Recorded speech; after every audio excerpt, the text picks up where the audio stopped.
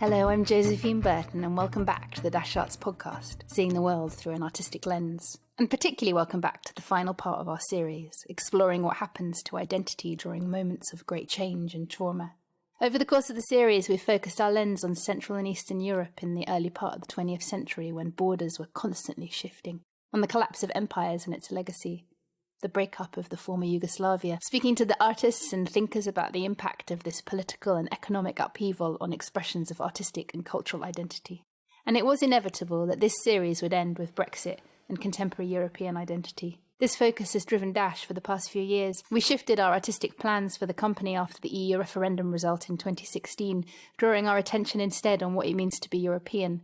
And this final episode is very much at the heart of the journey. Projekt Europa is a female-led theatre company making work by migrant artists in the UK.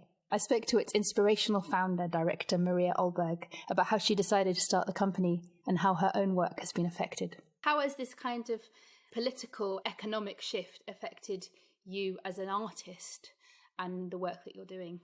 Yeah, it's a great question. I mean, I suppose if I start in concrete terms, like you, I had some big conversations in those weeks just after the referendum. And one of those conversations was with Erica Wyman, who is the Deputy Artistic Director at the RSC. And it sort of made sense to us quite quickly that we looked at doing something that dealt with Europe and with European theatre makers and with European theatre practice in all its wonderful variations and contradictions. So we decided that I would curate a season of work at the RSC about European theatre, yet to be decided exactly what that meant, and started working on it in about around 2016.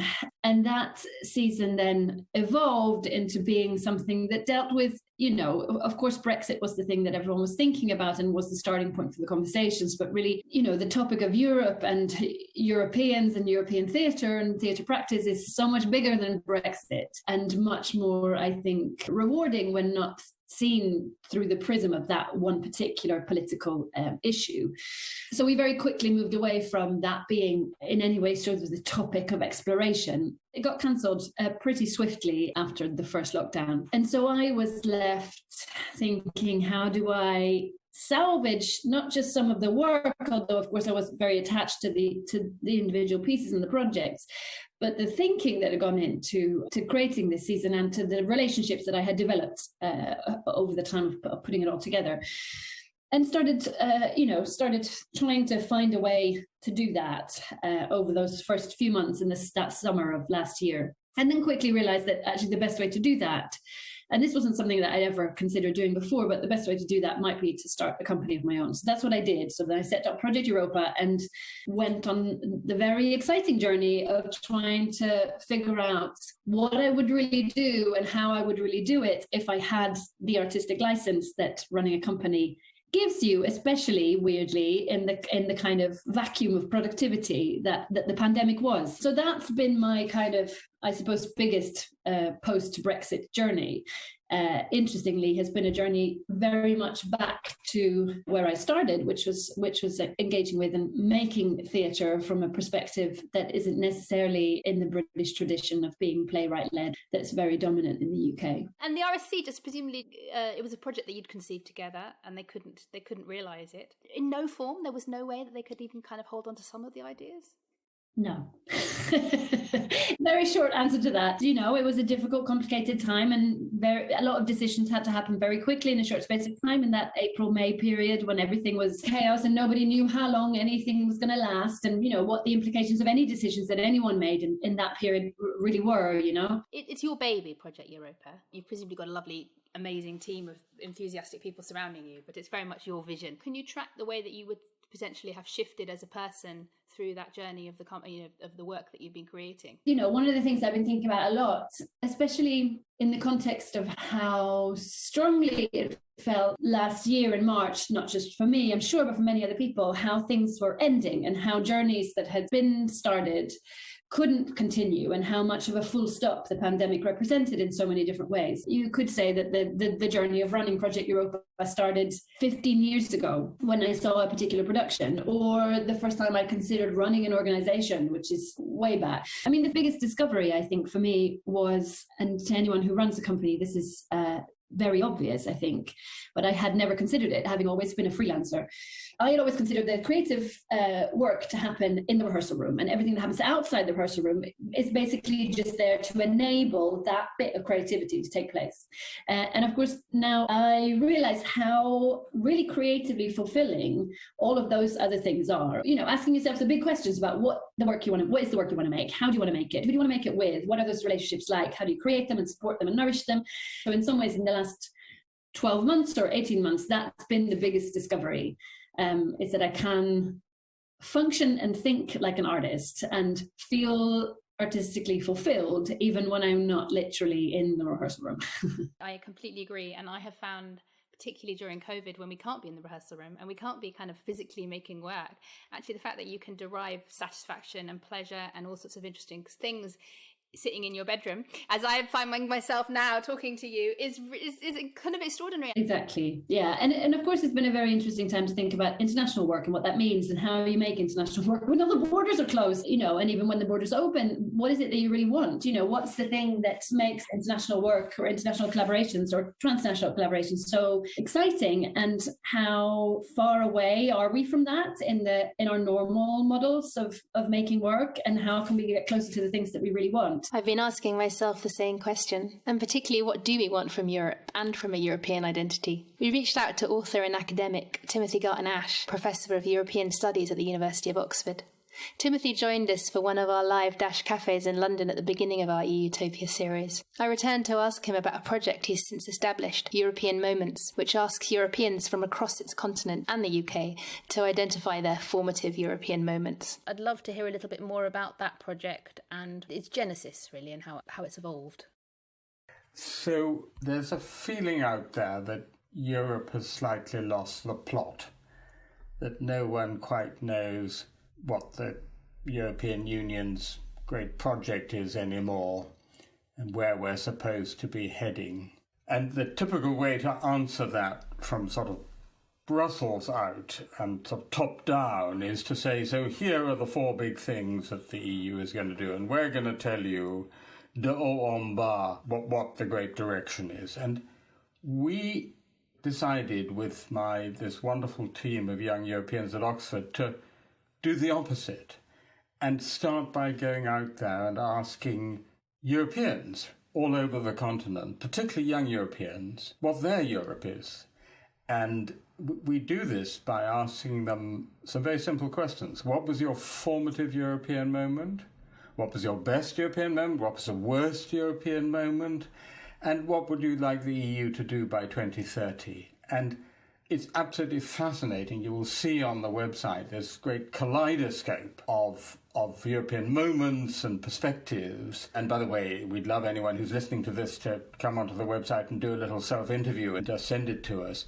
And the hope is that out of what's initially bound to be a cacophony, we get some polyphony.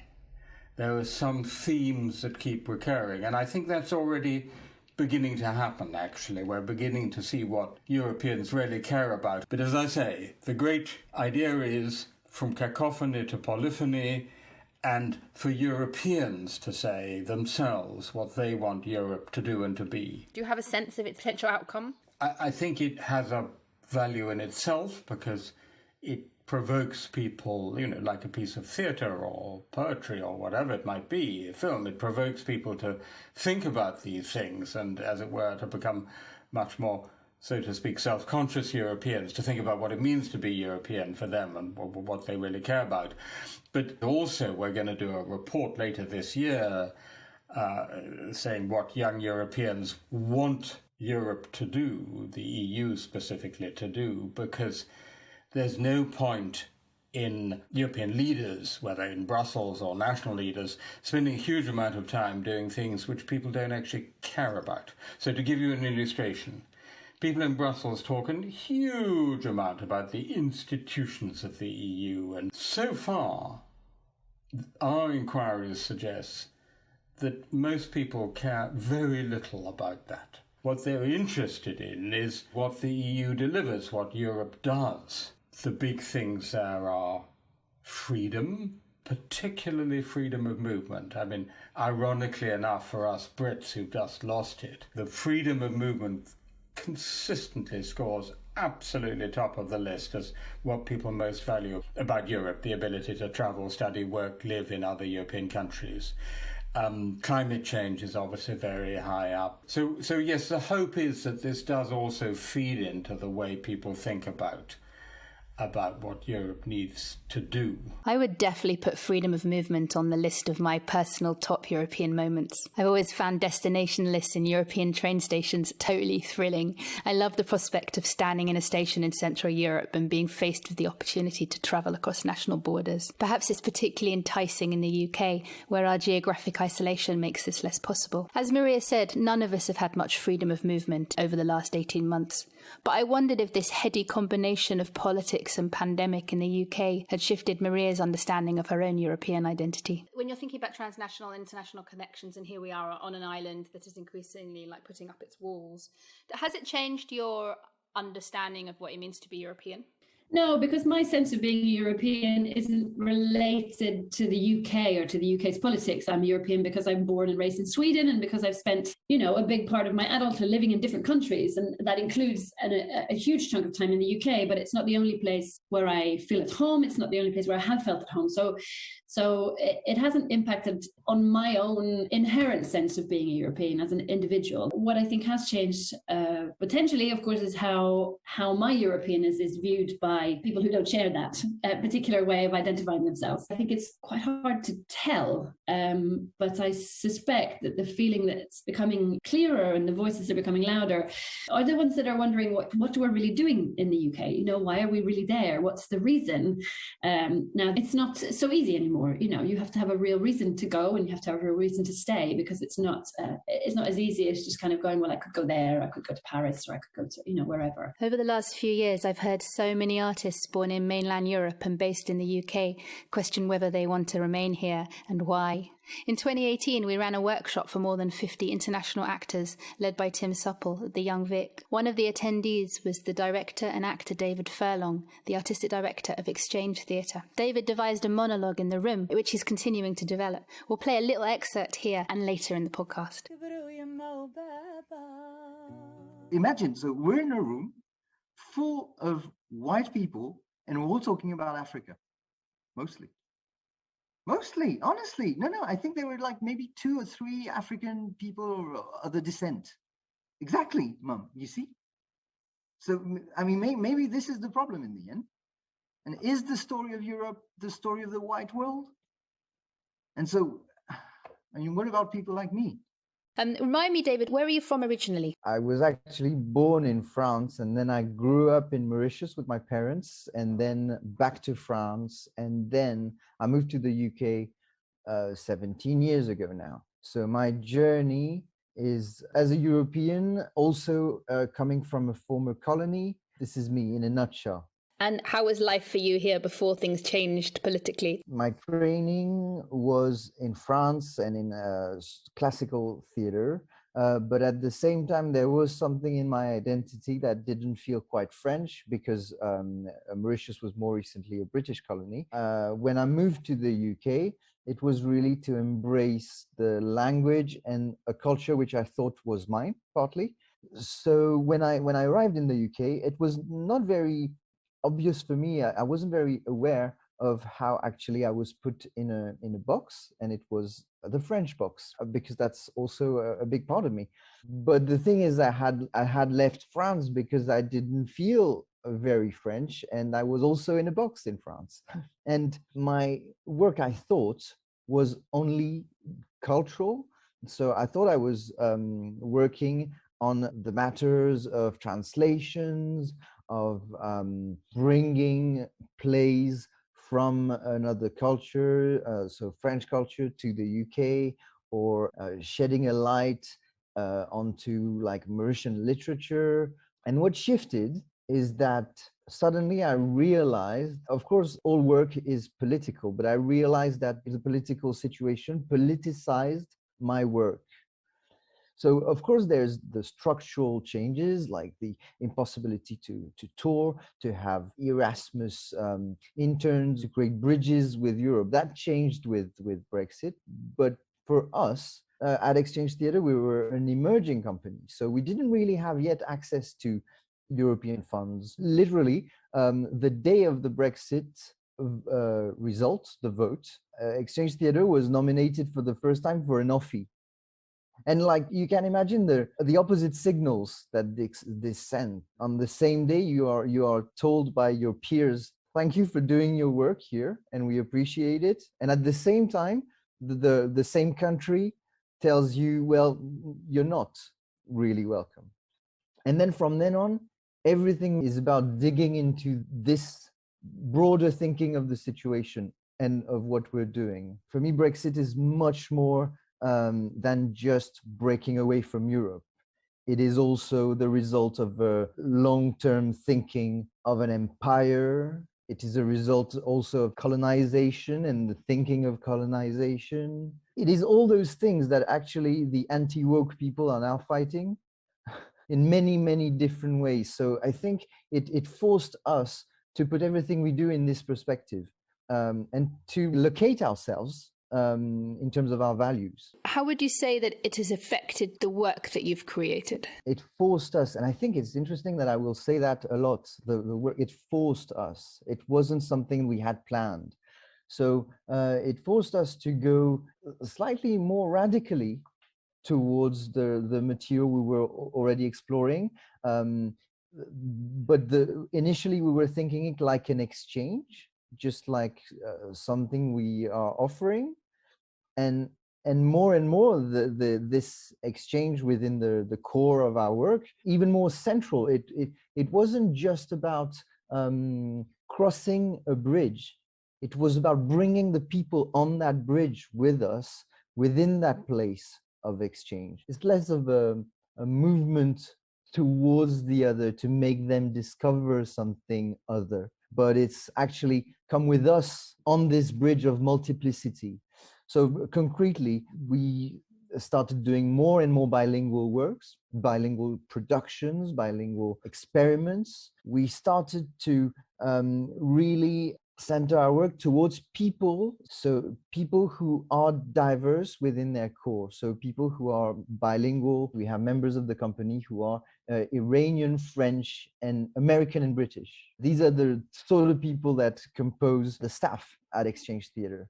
And it's also championing these people, putting their identity forward. And we're trying actually to simplify the way of perceiving these multifaceted identities. Because of course, I mean, one of the things that where I think Exchange and Dash meet so perfectly on the bridge is that sense of a celebration of a kind of a multifaceted, hyphenated identity is a good thing. It makes us stronger and richer. But it's interesting to me that what you were just saying, which is that actually you want to sort of simplify that as an idea. You want to make it more understandable to people. What can you say a bit more about that? Before Brexit, we at one point we were a resident company at the French Institute in London, and it could be seen as a place where French expatriated people meet and gather around their culture. But the truth is that the young audience and even the parents are generally people who have already like a myriad family. So mom is Spanish, dad is French, they speak 2 languages at home plus growing up in the UK.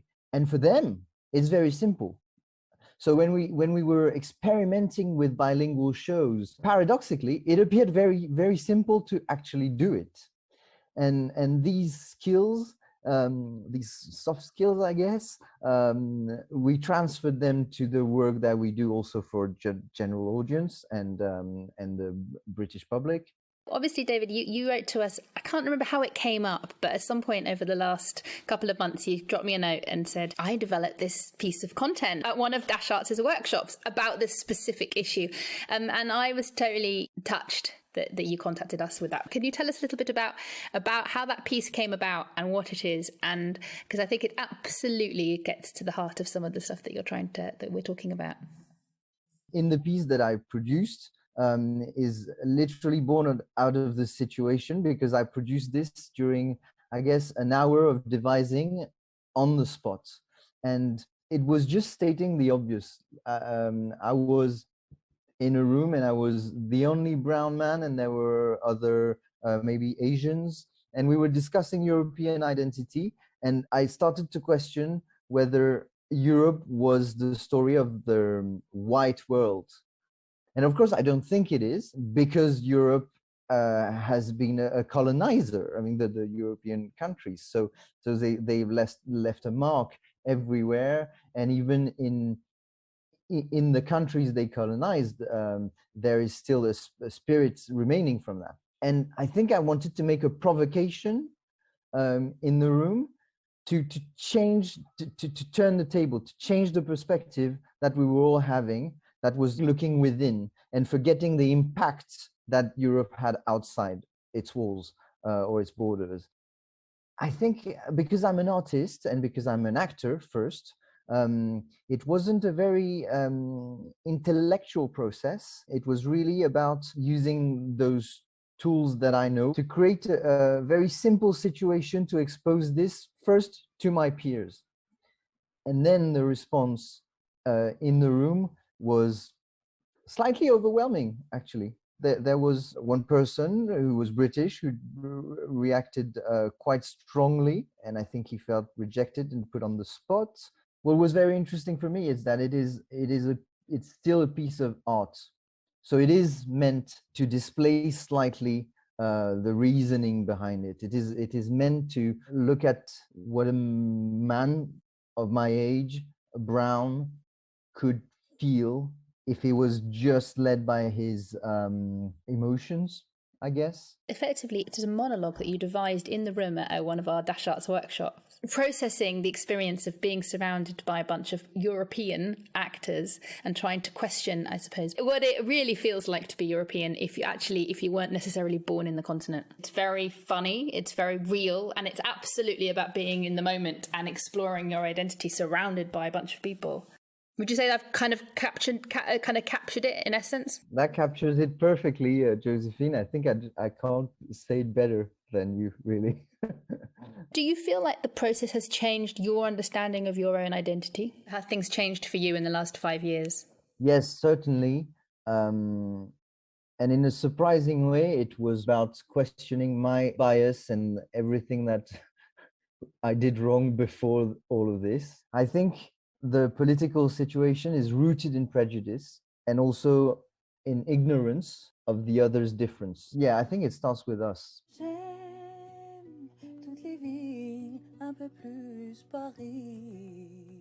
And the whole Brexit thing is about amnesia. It's back to fascism. You know, yesterday I filled the settled status. Do you know how it felt? Like putting a yellow star on your shirt. That's how it felt. Settled status. Being registered. Whole Europe thing is a myth. Yesterday there was no mention of ideologies.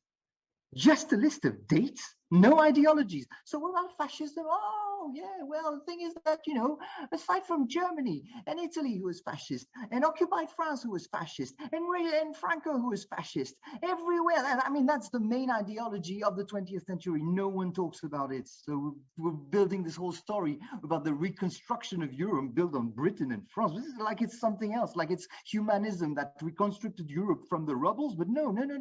It's fake. It's a lie. It's a story of destruction. That's what it is. That's the true narrative. Joseph Conrad, it's all in the book. Heart of Darkness. Kill them all. You know, Europe is dead, Mom. Huge thanks to David for sharing his work with us. It's clear that the great political turbulence of Brexit has been an inspiration as well as a destabilising force for him. It certainly motivated us at Dash to relook and reconsider the world in which we're working and our audiences for the work. I reflected on this with Maria. One of the things that I thought was beautifully interesting about Projekt Europa and the work that I've been doing with Dash has been that about 5 years ago, when we were coming to reapply for our MPO application, and it was just coming after the Brexit referendum, I remember at the time having quite interesting conversations about whether we should relocate from London to the southeast. Would it be, there are so many, here's this massive push to get the arts outside London. And at Dash, I'm doing a big show, a couple of shows next year outside, with big producing partners outside London. So we were already heading that direction. But I was like, here is this the southeast of the country, which is the closest to Europe, continent-wise, geographically, and yet is the actually had a really high percentage of people who voted for Brexit in that area. And we became fascinated at it as an organisation. And we did have quite serious conversations about resettling there, or at least having a kind of offshoot of Dash there. It was just a beautiful coincidence, I thought, that you had the same motivation for your work, and you've settled down in Margate. Are you in Margate? No, we're in Canterbury. We're a resident at the Marlow in Canterbury. Exactly, yes. And for all the reasons that you just said, really, it's a very interesting place to be. It's a very interesting place where I sort of feel like the tensions are all playing out in a kind of microcosm of Kent, in a really, both in the present tense and historically, of course. It's incredibly interesting and rich and complicated to look at what's happened in that same area over the last 200-300 years. Yeah. Have you had opportunities to share work locally, and what's the response? Yeah, we have. We've just this weekend, we finished our first project in Canterbury, which was then a sort of R&D of a trilogy of work called We Are the Stories. And the three pieces share a couple of different things, but one of them is that they all collaborate with local migrant communities. Each of the artists have been working with local migrant communities in Kent to make the work. And then we had some public sharings at the end of that. So we've just had the last one on Saturday, and it's been really brilliant. It's been really brilliant to start that dialogue, both with local migrant community members as makers, and in terms of what their stories are and what their experiences are at the present moment.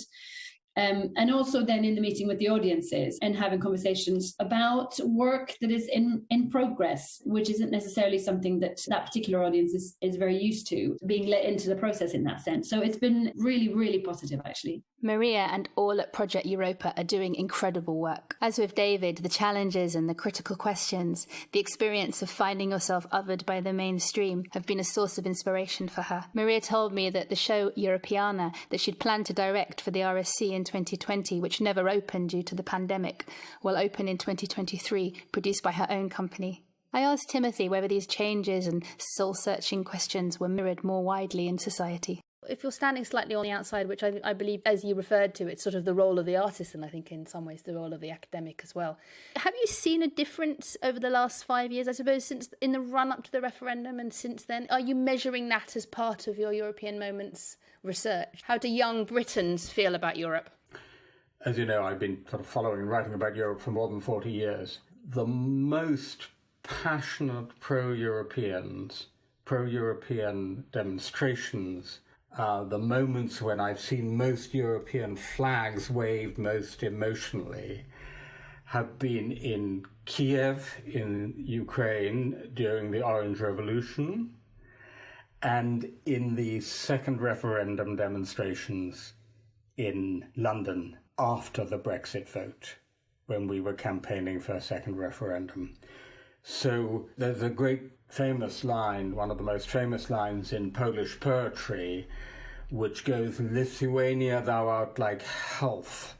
How much we should value you, those alone know who have lost you." You value health most when you've lost it.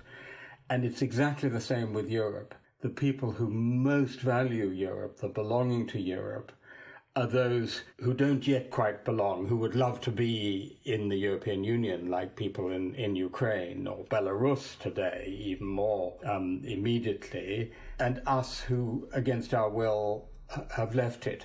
So I think there's a much more passionate Europeanism that we've seen over the last 5 years in Britain, and that's expressed itself in all sorts of ways, including, of course, people getting second passports and, having the citizenship of another EU country. But I think there's a really difficult and interesting question, which is where that goes from here.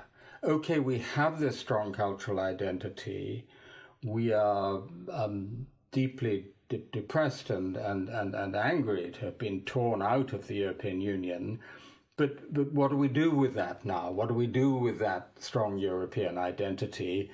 You know, in a world where the real politics and economics are rather of divergence than of convergence between the post-Brexit UK and the EU. What's your instinct about how that will manifest itself? The first thing to say is that history is full of surprises and no one is more surprised by them than historians. There's a fascinating, complex interplay between integration and disintegration. So the next big thing to play out is, what is this Britain going to be in 5 or 10 years' time? Are the Scots going to leave? Is Ireland effectively, step by step, going to become more united? And then further down the road, and I think this is a matter of decades, not of months or years, the big question is to the English. Because what this leaves us with is the English question. Who do the English want to be? And, you know, we are rather like, in this respect, the Russians. One of Russia's great identity problems is that for about 400 years, it's been part of a larger Russian empire. And so the national identity has got completely wrapped up in the imperial identity. And the English, in many ways, are in a very similar position, because the last time England was just England on its own was before the union with Wales, you know, in the 16th century. So there's the question about the Scots and the Welsh and the Irish and how they respond to this. And then there's this enormous question of who on earth the English think they are.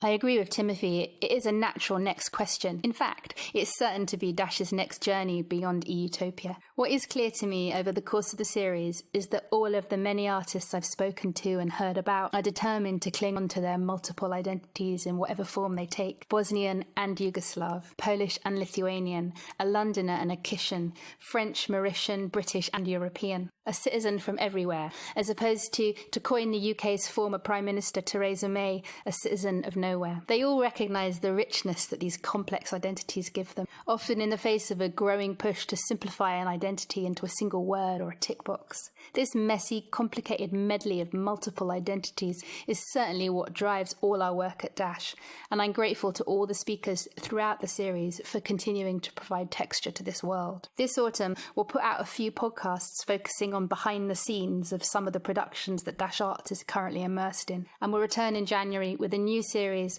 focusing on the music of protest. In the meantime, you can subscribe to our podcast via our website or wherever you get your podcasts to ensure you don't miss them. Do follow the show, share, and please leave us a review. It helps us stay visible and would mean the world to us. The Dash Arts podcast was produced by Rachel Head. I'm Josephine Burton, and thank you for listening.